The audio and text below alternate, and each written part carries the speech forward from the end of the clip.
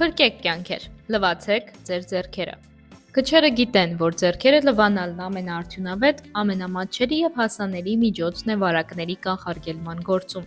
Դեռևս 19-րդ դարում ավստրիացի բժիշկ Իգնաց Զեմելվայսը հայտնաբերեց, որ բժիշկների չլվացած ձեռքերը կարող են մահացու վարակներ տարածել ծննդաբերող կանանց շրջանում։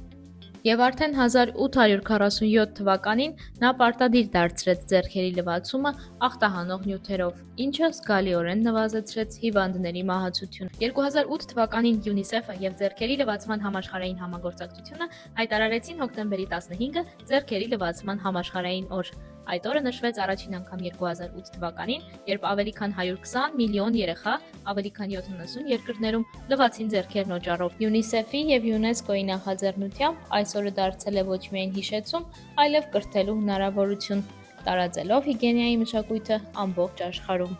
Սուրբ Գրիգոր Լուսավորիչ բժշկական կենտրոնի քոլեջի ուսանողները բժիշկ համաճարակաբան Սյուզաննա Սահակյանի գլխավորությամբ եւս միացան օրվա խորհրդին հետաքրքիր միջոցառումով։ Պաշտպանենք, կանխարգելենք եւ առաջնորդենք։ Սա միջոցառումների համակարգ է, եւս մեկ անգամ հիշեցնում է, որ մենք պետք է զգոն լինենք, պատասխանատու լինենք, իրականացնելու վարակների հսկողություն։ Նպատակը մեկն է՝ մարդկանց սովորեցնել, որ սովորական օճառն ու ջուրը կարող են փրկել միլիոնավոր կյանքեր։ Ուսումնասիրությունները ցույց են տվել, որ օճառով եւ ջրով ճիշտ լվացումը կարող է գրեթե 50%-ով նվազեցնել աղիքային ինֆեկցիաների եւ շուրջ 25%-ով շնչառական վարակների ռիսկը։ Սուրբ Գրիգոր Լուսավորիչ բժշկական քոլեջի ուսանողները նշեցին հետաքրքիր փաստ. մարդու վարքագծի վրա մեծ ազդեցություն ունեն հասակակիցները։ Օրինակ, Քենիայում անցկացված ուսումնասիրությունը ցույց է տվել, որ եթե աշակերտները տեսնում են, որ իրենց ընկերները լվանում են ձեռքերը, իրենք նույնպես ավելի հավանական է,